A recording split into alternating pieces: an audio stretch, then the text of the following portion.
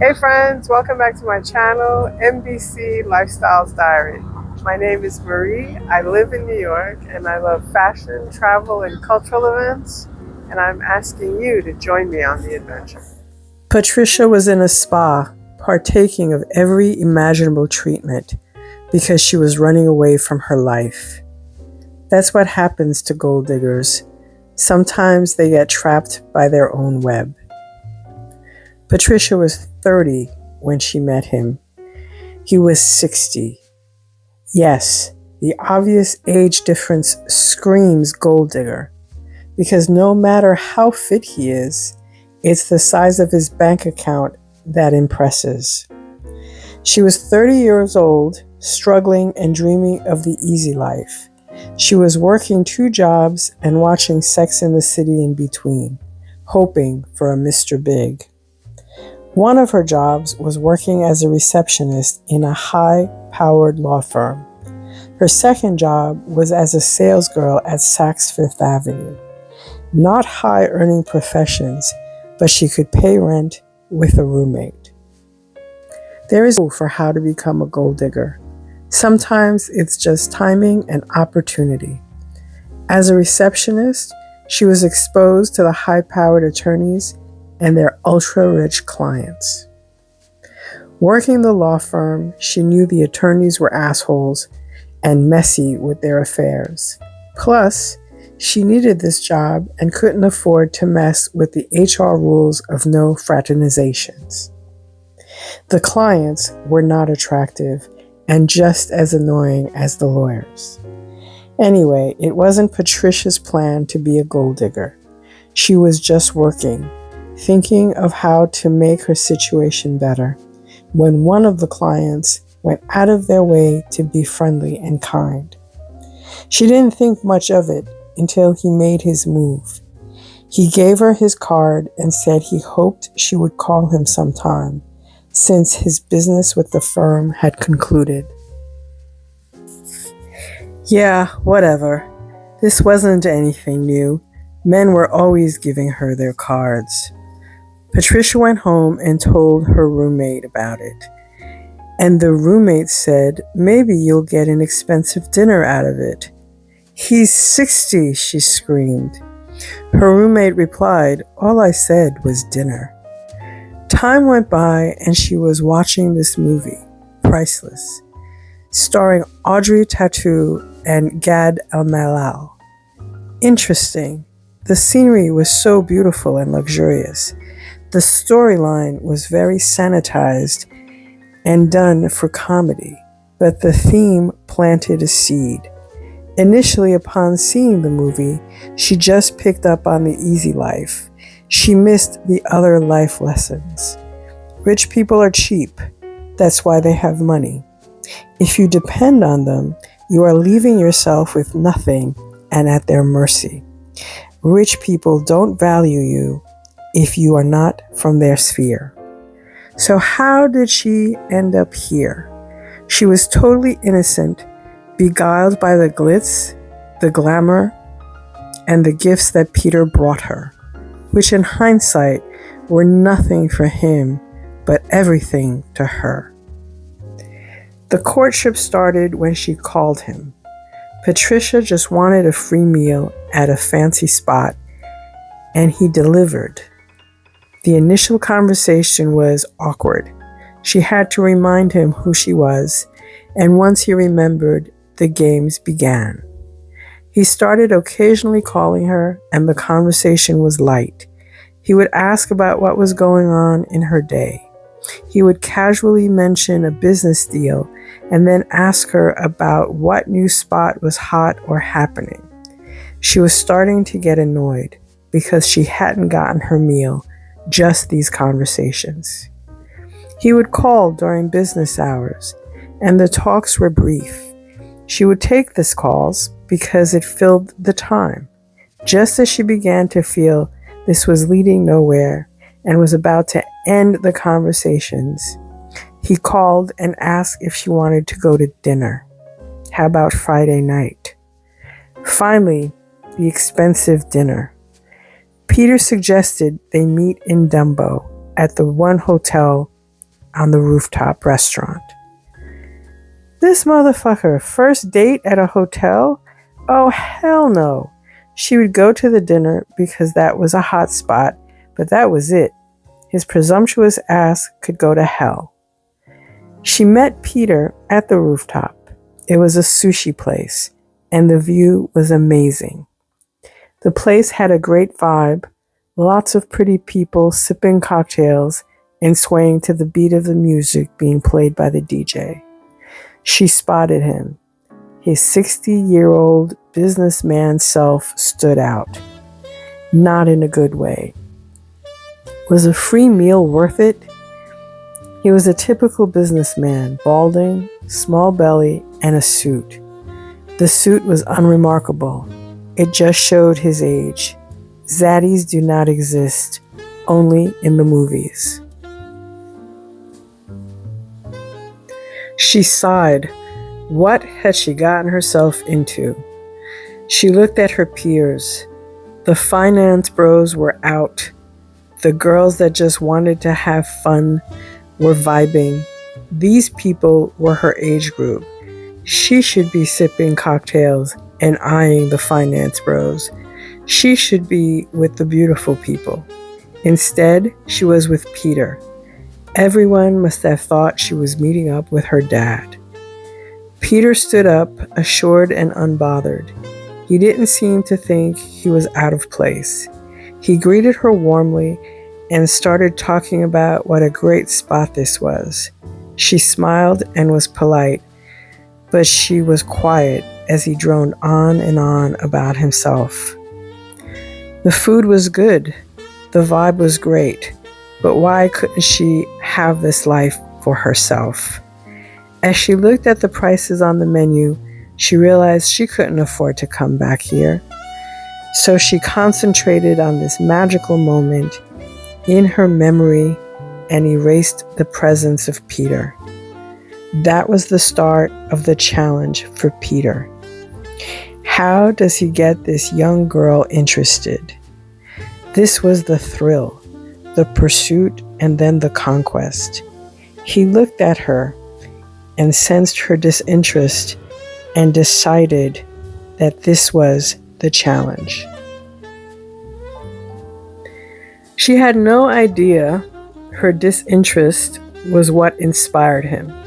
She had no strategy, no long-term goals.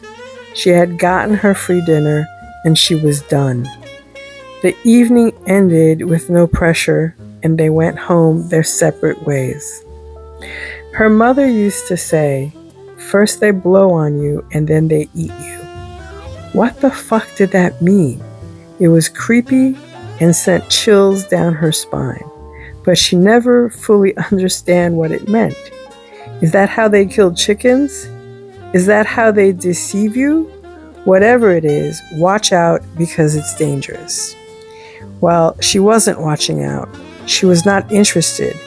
And then he offered to send his driver to pick her up and go to a new spot for dinner, a fancier spot. She was enticed. He was sending his driver, and the restaurant was a surprise. This time, she had to get a little more dressed up because of the restaurant. She wore her little black dress, not for Peter, but for the restaurant. The driver called her to say he was downstairs. When she went out, Peter was in the car. Oh gosh, she didn't get to enjoy this alone. The car was a big, roomy Benz. The driver got out, opened the door for her, and she got in. Peter was dressed better than the last time, but still not remarkable. She got in the car, and he immediately complimented her. You look so nice. You always look nice. You must help me refresh my look. Can you spare some time to look at some clothes with me? Brooks Brothers is not cutting it on our outings. What did she know about menswear, especially for his body type? How many more outings is he expecting? She didn't say anything, just smiled and laughed softly. Patricia was taking in the scenery. They were leaving Brooklyn, going across the Brooklyn Bridge, and heading towards Wall Street. What? Not Soho? Not Midtown? Oh well, let's see. They ended up at an office building. They took the express elevator to the top floor, a spot called Manhattan. Peter was greeted warmly by the maitre d'. The view was stunning, a 360-degree view of Lower Manhattan. She could see the Statue of Liberty. The maitre d' led them to a plush private dining room, just the two of them, with a killer view. This took her breath away. This got her interested. This was more of what she was expecting. Everything was posh. The staff showed so much respect for Peter, and in this space, there was no one else to compare him to. What motivates a 60-year-old man to go after a 30-year-old woman? The obvious one is lust, or the fact the man doesn't see himself as 60, but it's also an aspect of control. Peter progressed slowly, going to brunch in fancy spots, even a tourist spot like Tavern on the Green, because she had never been. The line he used about refreshing his style got him a date at Bergdorf, and then surprising her by crossing the street and going to the women's section of Bergdorf and getting her a few dresses. Broadway shows, private art gallery openings. Patricia was blown away. When he bought her the dresses, even with her discount at Saks, she couldn't buy the clothes there. She was around people with money and at the law firm and at Saks, but she never had the experience of spending that kind of money or receiving that level of service. She was never on the other end. She was a worker. She started to view him as a nice guy because all this time he hadn't pressured her into anything. Her roommate Samantha started questioning the amount of time she was spending with this old guy. Patricia got a little defensive. Was it Peter, or was she getting used to the lifestyle of ease? 1 month she was short on rent, and Peter lent her the money, never asking for it back. Slowly, he started picking her up from her part-time job at Saks and wondering why she worked so hard. Spending all this time together got her interested. So she started to talk. He found out a lot about her and started love bombing, but still he hadn't made his move, and Patricia convinced herself he was just a lovely old guy looking for companionship. Then the surprise dropped. He said he wanted to take her away for a weekend. Had she ever been to Paris? She was stunned. She was getting really comfortable with this man spending money on her and not wanting anything in return. She asked, how would the accommodations work? Would she have to pay for her room? Peter laughed. I want to be with you, Patricia. I've fallen in love with you, and I would like to take this relationship to the next level. Patricia turned red with astonishment. Holy shit. She had stopped seeing Peter as a man on the prowl, but with stunning clarity, she realized she had been deceiving herself, ignoring his hints and refusing to see them because they made her uncomfortable, and she didn't want the excursions to stop. Peter had been playing the long game, and he could, because he was juggling so many other women, but Patricia was the challenge. Strategic thinking in business and strategic thinking on conquest. Patricia for him was a challenge, but also someone he felt he could mold and control. She was very beautiful and gorgeous, eye candy on his arm. She was another accessory that screamed success and money and reflected back to him what he wanted, youth. Patricia so wanted to go to Paris. It was so romantic in Sex and the City. Why couldn't Peter be an old guy like Baryshnikov? Peter saw her hesitance and said, "Come on, Patricia. We are friends. I just want you to have a new, wonderful experience. Paris is beautiful. The food is fantastic. And you will love the shopping. Don't you understand, babe?